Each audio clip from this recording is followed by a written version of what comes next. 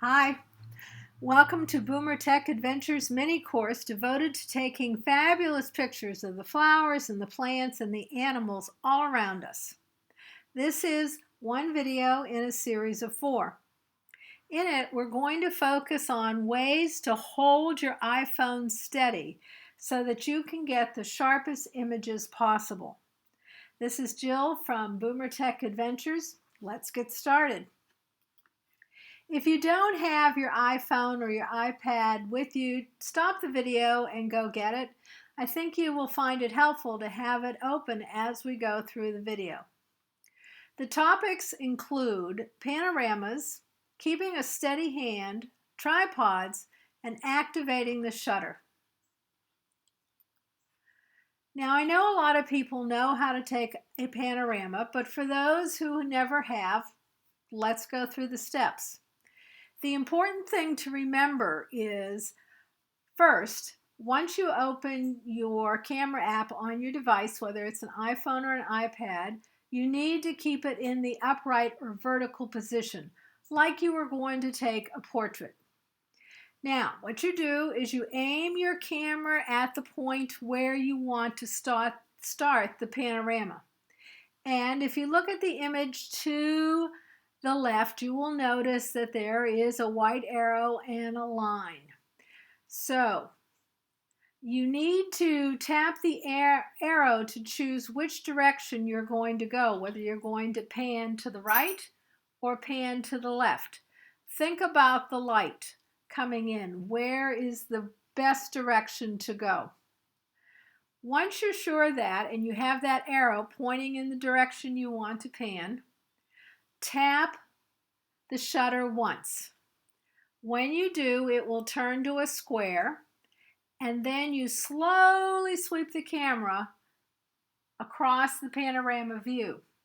Now, you have to keep that arrow on the line. If you don't, you'll get a message, keep the arrow on the line. When you're done, you tap the shutter once, and that will end the panorama.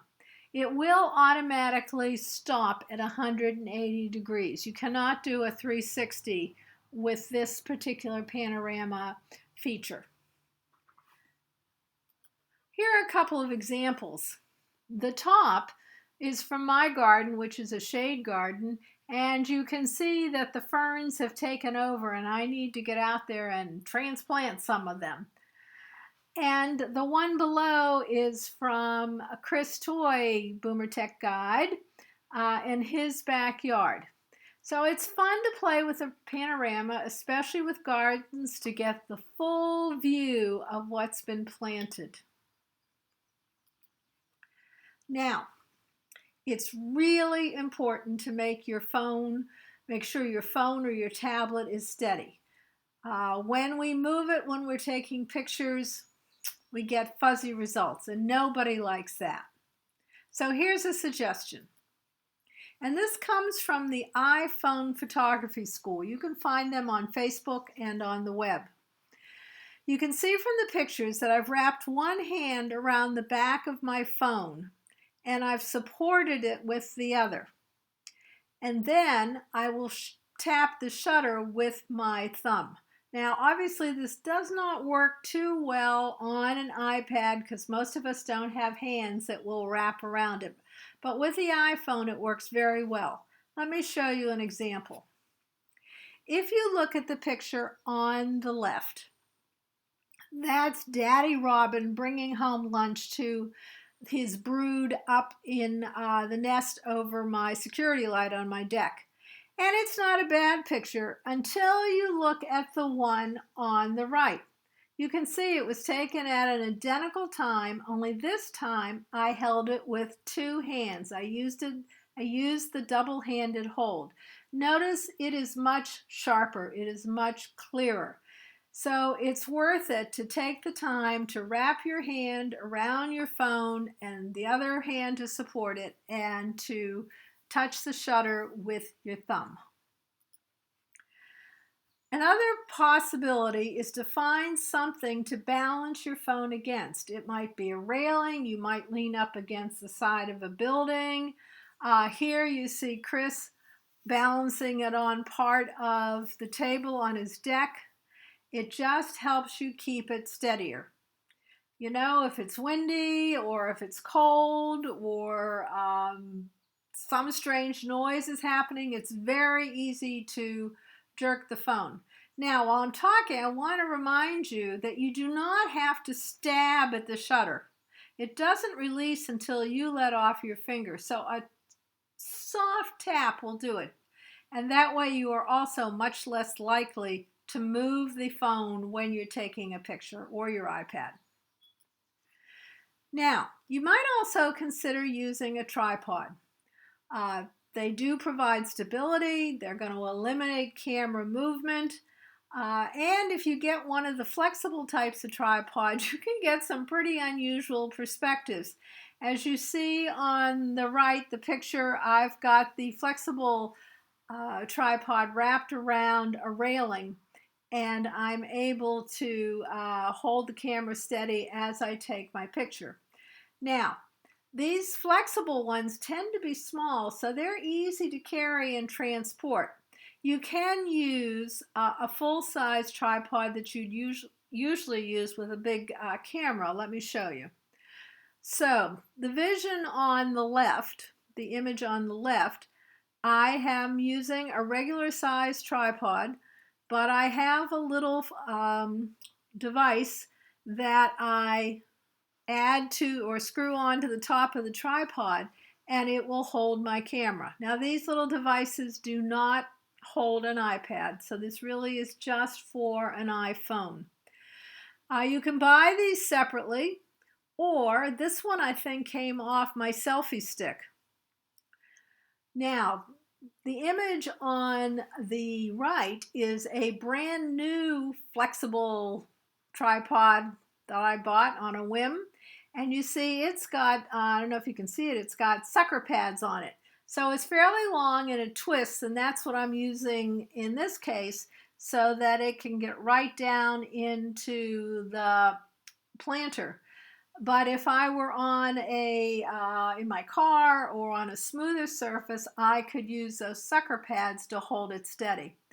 Anyway, it's fun to explore what you can do with a tripod. So if you have an old camera one hanging around, try that.